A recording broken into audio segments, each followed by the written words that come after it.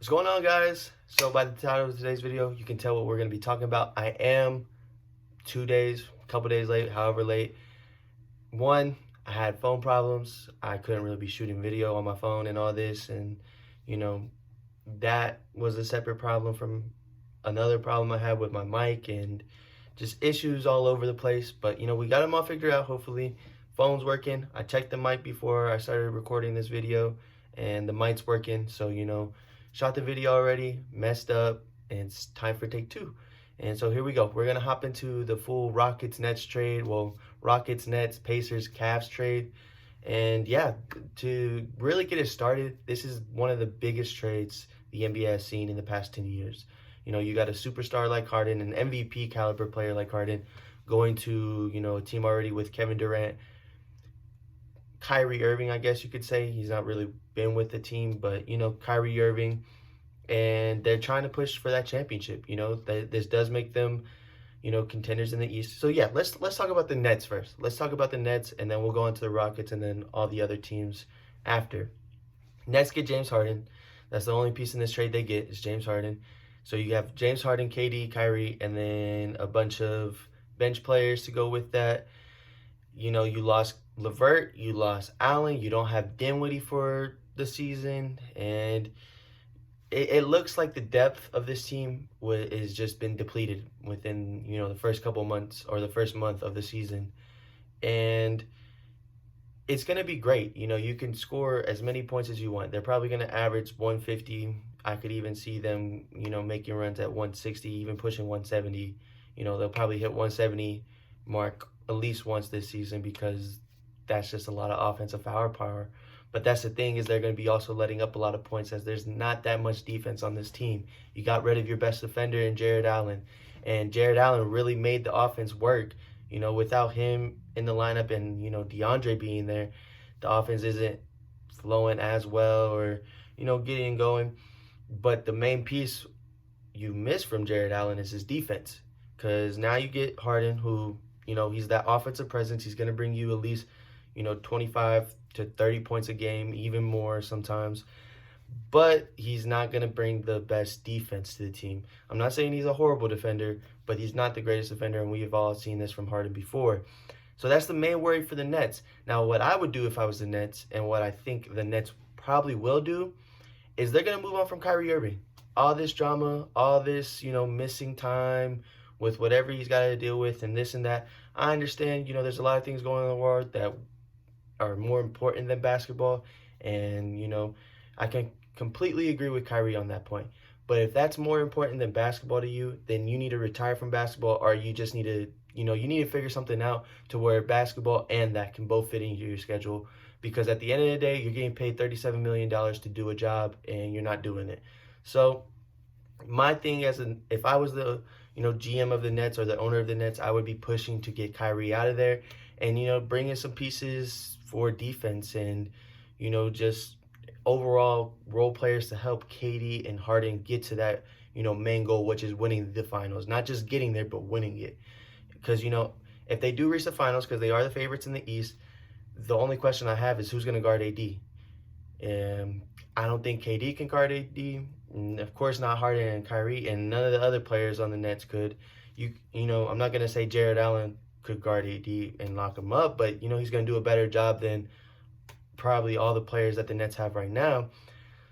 And then even if you do put KD on AD, who are you going to put on LeBron?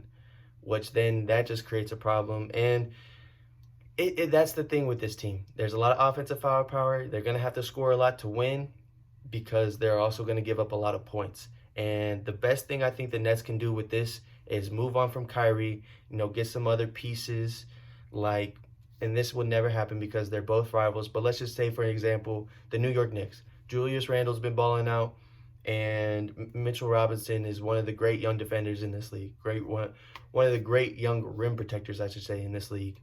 That would really help out the Lakers. You still get a good, scoring outlet in Julius Randle, but you also get that big defensive piece, which is Mitchell Robinson. So a trade like that's probably not going to be the trade because they are rivals.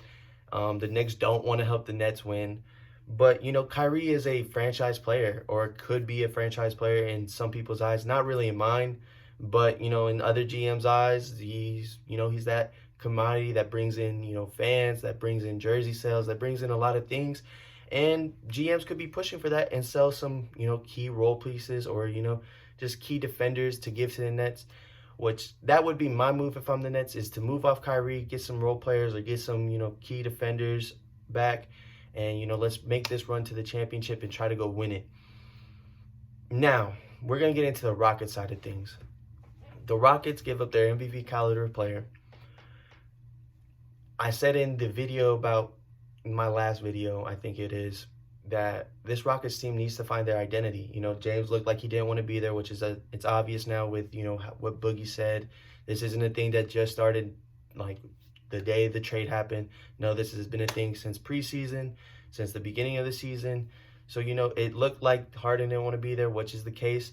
And now he's out of there. And I can tell you from watching the Spurs and Rockets last night, this team will get it going. And it's not going to be, the best team or the most flashy team, but this team has something to prove, with John Wall coming off of injury, with Boogie coming off of injury, with Oladipo, who they got in this trade, coming off of injury. This team has something to prove, and I think they want to prove a lot of people wrong, because now that Harden's gone, everybody's just thinking, okay, Houston's a poverty franchise, blah, blah, blah, this and that about Houston. Well, these guys got something to prove, and they proved that last night against my Spurs. They came in to San Antonio, got the dub, and we're not an easy team to beat right now. We have good key pieces like DeJounte, like Keldon, like DeMar, and they came in there and they played their butts off, really. Christian Wood had a great game. John Wall didn't play at all, because I think it was health and safety protocols or something like that. But you could just tell with no, John Wall didn't play at all. I don't think it was health and safety protocols, because he was at the game. He was, there. And this is the point I'm making. He's there coaching them up. He's there. He's in the ear. You could literally tell every possession they came down the court, he's teaching the young guys. He's trying to, take them under the wing. And I think this really brings the team together, getting him out the locker room. And now they can just focus on their season and what they want to accomplish, which it's great for Rockets fans right now. But Oladipo is an expiring contract, so you don't know if he's going to, re-sign with the Rockets or to test free agency. And then you have Exum, who's just a role player that they got. Kukoc, I think is his name. He's the stretch four for Brooklyn that they got. They got 3 Brooklyn first rounders. I believe it's 4 actually. And then 3 Brooklyn first rounders, a Milwaukee first rounder, and then 4 for Brooklyn first round swaps. Those 3 Brooklyn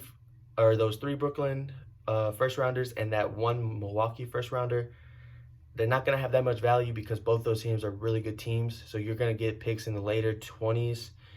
And it's just, you got to hope and pray that the Nets don't work out. You got to hope and pray that, KD and Kyrie and all that just blows up, and, those picks become valuable again, especially the later picks. And you got to hope Oladipo comes back to his form that he was before the injury, and, steps up his D, because offensively, Oladipo's look pretty good, but from the defensive standpoint, he's not really to where he was before the injury. And that's really what Rockets fans are hoping for, is that he gets back to form and, can perform for them. Now, we're going to get into the 2 latter teams that were in this trade, and I think both these teams won. They won flat out simple with what they gave up and what they got back. Pacers got a second rounder and Karis LeVert back. They traded Oladipo to Houston when Houston got Karis LeVert from Brooklyn, and they got Karis LeVert for Oladipo. It's a whole shebang. It's weird, but yeah, Karis LeVert basically for Oladipo, which I believe is a win for the Pacers, because at this point in time, Karis LeVert is a better scorer than Oladipo. Defensive end, they're kind of the same, but I can see Oladipo at the end being better defensively. And it's just a thing of, the fit. Is he going to fit with the Pacers, which I believe he will. Brogdon's a good defender. You got great defenders on that team already.